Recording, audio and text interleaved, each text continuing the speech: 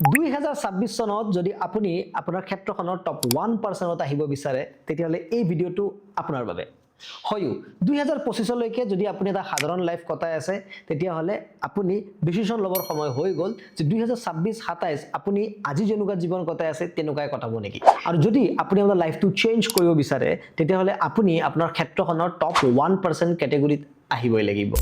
আহক ইয়াৰ আগতে বুজি লওঁ যে টপ 1% মানে কি ধৰা হল আপুনি যিখন ক্ষেত্ৰত কাম কৰে সেই ক্ষেত্ৰখনত যদি আপুনি আশেপাশে থকা 100 জন মানুহক চিনি পায়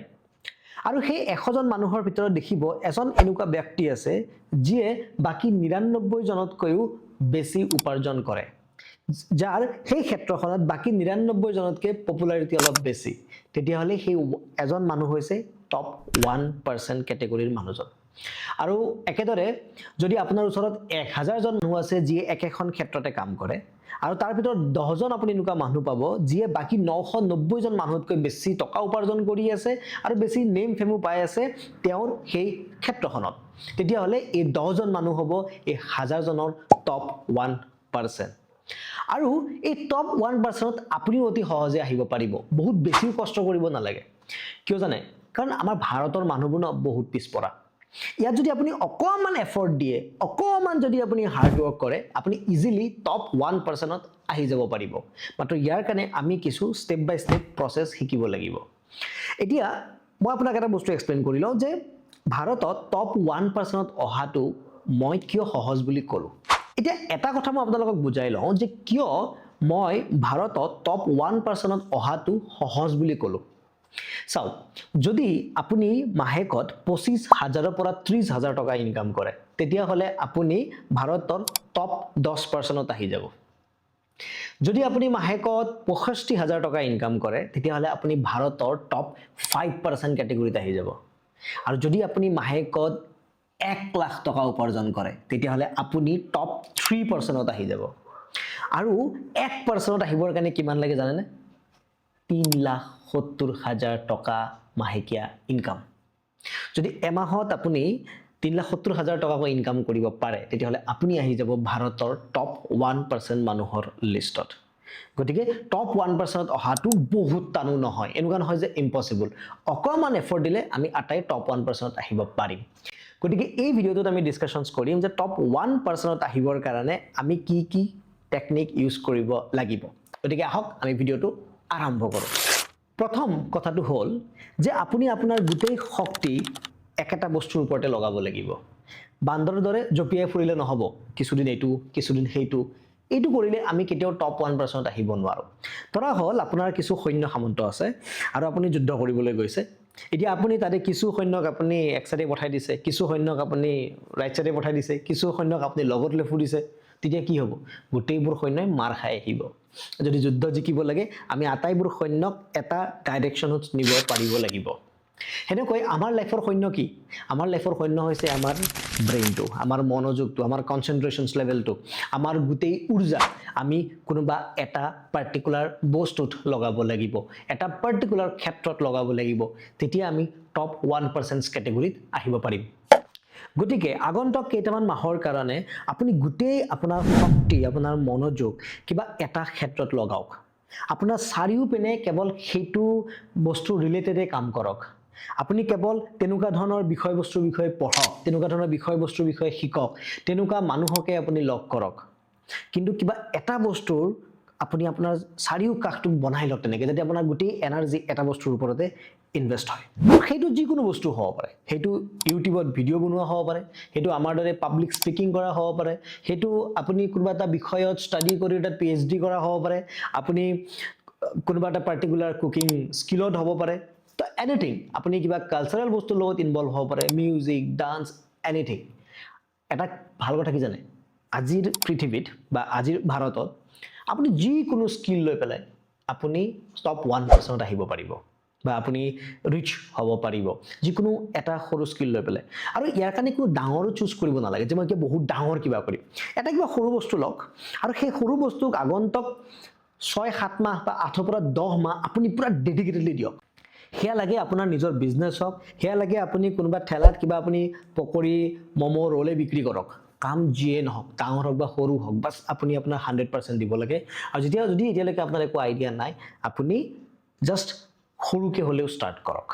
দ্বিতীয়তে টপ 1% মানুহক অনুকৰণ কৰক জাষ্ট কপি কৰক মই প্ৰায় কিছুমান সেমিনাৰত কওঁ নকল কৰা সফল হোৱা কাক নকল কৰিম পৰীক্ষাত নহয় নকল কৰিব লাগে আমি সেই টপ 1% মানুহক যিজন আমাৰ ফিল্ডত আছে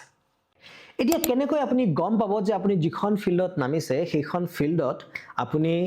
টপ 1% আহিব পাৰিব নে নাই ইয়াৰ কাৰণে সিম্পল ধৰক আপুনি যিখন ক্ষেত্ৰতে আপুনি 6-7 মাহ দিব বিচাৰিছে সেইখন ক্ষেত্ৰত আপুনি এটা বস্তু চাই লওক যে আপোনাৰ চিনাকি তাত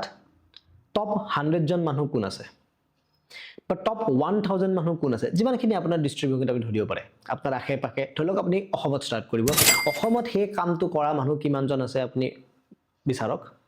আৰু তেওঁলোকে মাহেকত কিমানকৈ ইনকাম কৰে আপুনি সেইটো চাওক আৰু তেওঁলোকে যিমান ইনকাম কৰে কোনোবাটো আছে যোনে 8-10 লাখ ইনকাম কৰে কোনোবা আছে ধৰি লওক 10-20 হাজাৰ ইনকাম কৰে তেওঁলোকৰ পৰা এটা এভাৰেজ ফাইন্ড আউট কৰিব ট্ৰাই কৰক যে সেই ফিল্ডখনত যিখিনি মিডিয়কাৰ আছে যোন বহুত ভালো নহয় বহুত বেয়াও নহয় তেওঁলোকে মাহেকত কিমান ইনকাম কৰি আছে বা যিমানখিনি মানুহ আছে আমি যদি এভাৰেজ ফাইন্ড আউট কৰো তেতিয়াহলে এভাৰেজ তেওঁলোকে কিমান টকা ঘটি আছে এই দুটাৰ পৰা কোনোবা এটা পইণ্ট উলালেও হ'ব আপুনি সেই যিটো এমাউণ্ট সেই এমাউণ্টটো আপুনি আগন্তুক 1-2 বছৰৰ ভিতৰত তাক ওভাৰকাম কৰিব পাৰিবনে নাই তাক বিট কৰিব পাৰিবনে নাই ধৰক আপুনি ফটোগ্ৰাফিৰ কথা ভাবিছে অসমত এনেকুৱা ফটোগ্ৰাফাৰো আছে যোনে মাহত 5 লাখ টকা ইনকাম কৰে এনেকুৱা ফটোগ্ৰাফাৰো আছে যোনে মাহত 10,000 টকা ইনকাম কৰে কিন্তু যদি আমি চাওঁ যে একদম মিডল ক্যাটেগৰীৰ যদি এজন ফটোগ্ৰাফাৰ হয় তেওঁলোকে মাহত 60-70,000 ইনকাম কৰি লয় আৰু যদি আপোনাৰ লাগে যে আপুনি ফটোগ্ৰাফিত যদি যায় আপুনি 60-70,000 रुपीस খুব কম সময়ত আৰ্ন কৰিব পাৰিব তেতিয়া হলে সেইখন ফিল্ড আপোনাৰ কাৰণে পাৰফেক্ট তেতিয়া হলে আপুনি তাত জাম্প মাৰি দিব লাগে কাৰণ ইয়াত আপুনি টপ 1% ক্যাটেগৰীত আহিব পাৰিব কিন্তু যদি আপোনাৰ উত্তৰটো হয় যে নো মই নোৱাৰিম মোৰ ইমান কনফিডেন্স বৰ্তমান নাই যে মই ফটোগ্ৰাফিত গৈ মই 80,000 रुपीस আৰ্ন কৰিব পাৰিম মাহত তেতিয়াটো আৰু ভাল কথা কিয় তেতিয়ালে এইটো কনফাৰ্ম হয় যে সেইখন ফিল্ড আপোনাৰ বাবে নহয় মই ভাল কথা বুলি কিয় কলো কাৰণ যদি আপুনি এইটো এক্সাম নকৰিলে হেতেন আৰু তাত আপুনি ফটোগ্ৰাফিত বহুত সময় ইনভেস্ট কৰিলে হেতেন বহুত কষ্ট অথলে গলেতেন ফাইনালি আপোনাৰ সময় নষ্ট হলেতেন বাকি একো নাহিলেতেন গতিকে যদি আপোনাৰ এনসাৰটো নো আহে দেন আপুনি বাদ দিয়ক এটো আপুনি একসেপ্ট কৰি লব লাগিব হেতু বাস্তৱতা হয় হেতু আপুনি একসেপ্ট কৰি লব লাগিব আৰু আপুনি বেলেগ এটা বস্তু সাৰ্চ কৰাত লাগি যাওক এতিয়া এটা বস্তু ডিসাইড হল যে আগন্তুক আমি 1-2 বছৰ হেতু ফিল্ডত কাম কৰিম যেটো ফিল্ডত আমি এভাৰেজ ভ্যালুটোক ইজিলি বিট কৰিব পাৰিম আৰু তাৰ কাৰণে আমি এতিয়া কৰিব কি লাগিব যে আমি টপ 1% ত যিখিনি মানুহ আছে আমি তেওঁলোকক অনুকৰণ কৰিম এতিয়া অনুকৰণ কৰাৰ এটা কথা আছে এজন যাৰ মাইন্ডসেট টু পোৰ মাইন্ডসেট তেওঁ কি ভাবিব জানে তেওঁ ভাবিব যে টপ 1% মানুহে যিমানখিনি ইনকাম কৰি আছে মোক সেই ইনকামটো লাগে কিন্তু যদি এজন মানুহ বুদ্ধিয় হয় তেওঁ এটো চিন্তা কৰিব যে টপ 1% মানুহে যিখিনি জানে টপ 1% মানুহৰ যিটো স্কিল আছে টপ 1% মানুহৰ যিটো ট্যালেন্ট আছে সেই ট্যালেন্টটো মোক লাগে বুঝে ফোকাস আমাৰ এইটো নহয় যে টপ 1% মানুহে কি আৰ্ন কৰি আছে হেতু মোক লাগে কাৰণ আপুনি ইনকাম এনে কৰিব নোৱাৰে তাৰ বিনিময়ত আপুনি কিবা দিব লাগিব গতিকে তেওঁলোকৰ যিটো স্কিল আছে যিটো ট্যালেন্ট আছে যিটো মাইন্ডসেট আছে যদি হেতু আমি কেনেবাকে লব পাৰো তেতিয়ালে পইচাটো অটোমেটিক্যালি আহিব তাৰ কাৰণে কোনো আমি হাত ভৰি মাৰি থকাৰ প্ৰয়োজন নাই এটো ইজিলি আহিব মাত্ৰ আমি ফোকাস কৰিব লাগে যে আমি কেনেকৈ তেওঁলোকৰ স্কিল বিলাকক কপি কৰিব পাৰো তেওঁৰ মাইন্ডসেটটোক লব পাৰো ইয়াৰ কাৰণে আমি কি কৰিব লাগিব আমি তেওঁলোকে লিখা কিতাপ পঢ়িব লাগিব তেওঁলোকে যদি কোনবা পডকাষ্টত কিবা ইন্টাৰভিউ দিছে সেই ইন্টাৰভিউ বিলাকক একদম A to Z ডাইজেস্ট কৰি লব লাগিব পুৰা হজম কৰি লব লাগিব এনেকুৱা নহয় যে শুনিছো কাৰণ সবদে আমি এটা বস্তু তেতিয়া আমাৰ জীৱনত ইমপ্লিমেন্টেশন হয় বা আমি কৰা আৰম্ভ কৰো বা আমাৰ জ্ঞানটো আমাৰ কৰ্মত দেখা যায় যেতিয়া আমি তাক ডিটেইলছত বুজি পাম আৰু মানুহক বস্তুটা বুজি পোৱাৰ তিনটা স্টেপ থাকে যাক আমি 3 লেভেল অফ আন্ডাৰষ্টেণ্ডিং বুলি কওঁ first one is a knowledge level যেতিয়া আমি এটা বস্তু প্ৰথমবাৰ শুনিম বা প্ৰথমবাৰ শিকিম তেতিয়া হেতু এটা হৈ যায় নলেজ লেভেলত জাস্ট আমি জানো কিন্তু হি আমাৰ ৰিয়েল লাইফত একো কামত নাহে সেকেন্ডটো হৈছে কম্প্ৰিহেনশন লেভেল কম্প্ৰিহেনশন লেভেলত আমি বেলেগ এজন মানুহক শিকা বস্তুটো শিকাব পাৰো কিন্তু হেতু আমাৰ ৰিয়েল লাইফত বহুত কামত নাহে কামত আহে এপ্লিকেশ্যন লেভেল তে আমি যদি বস্তু শিকো সেই বস্তুটো যদি আমি ৰিয়েল লাইফত এপ্লাই কৰোঁ তেতিয়াহে একচুৱেলি আমি বস্তুটো জানো বা আমাৰ সেই জ্ঞানটো আমাৰ কৰ্মত দেখা যাব গতিকে টপ 1% থকা মানুহবিলাকৰ আপুনি কিতাপবিলাক পঢ়ক টপ 1% থকা মানুহবিলাকৰ পডকাষ্টবিলাক শুনক তেওঁলোকৰ লগত তেওঁলোকৰ সংস্পৰ্শত যাবৰ কাৰণে চেষ্টা কৰক তেওঁলোকে লিখা আৰ্টিকেলবিলাক পঢ়ক তেতিয়া লাহে লাহে আপুনি গম পাব যে তেওঁলোকৰ মাইণ্ডছেটবোৰ কেনেকুৱা তেওঁ কি ধৰণৰ চিন্তা কৰে তেতিয়া লাহে লাহে সেই মাইণ্ডছেট সেই চিন্তাবোৰ সেই টেকনিকবোৰক আপুনি আপোনাৰ কৰ্মত ব্যৱহাৰ কৰা আৰম্ভ কৰক তেতিয়া লাহে লাহে আপুনিও তেওঁৰ দৰে হোৱা আৰম্ভ হ'ব আৰু যিদিনা আপুনি সেই টপ 1% মানুহৰ দৰে হোৱা আৰম্ভ হ'ব সেইদিনা আপোনাৰ ইনকামটো টপ 1%ত আহি যাব আৰু ইয়াতে আপোনাৰ কাৰণে এটা ভাল খবৰ আছে যদি আপুনি টপ 1% ক্যাটেগৰীত আহিব বিচাৰিছে তেতিয়াহলে আপুনি গোল সেটিংত খুব বেছি এক্সপাৰ্ট হ'ব লাগিব আৰু যদি আপুনি গোল সেটিং ফ্ৰীত শিকিব বিচাৰিছে তেতিয়াহলে তলত আমাৰ এপৰ লিংক এটা দিয়া আছে আৰু লগতে আপোনাৰ গোল সেটিংৰ বাবে আপোনাক এটা কুপন কোড দিয়া আছে যেটো এপ্লাই কৰি আপুনি আমাৰ এপটোত গোল সেটিংৰ বিষয়ে ফ্ৰীতে শিকিব পাৰিব ইয়াত এটা খুব প্ৰয়োজনীয় কথা আছে যত মই আপোনাক কনসেন্ট্ৰেট কৰাটো বিচাৰিছো যে যদি আপোনাৰ এনেকুৱা লাগে যে মই আগতে বহুত বেলেগ বেলেগ ফিল্ডত গৈছো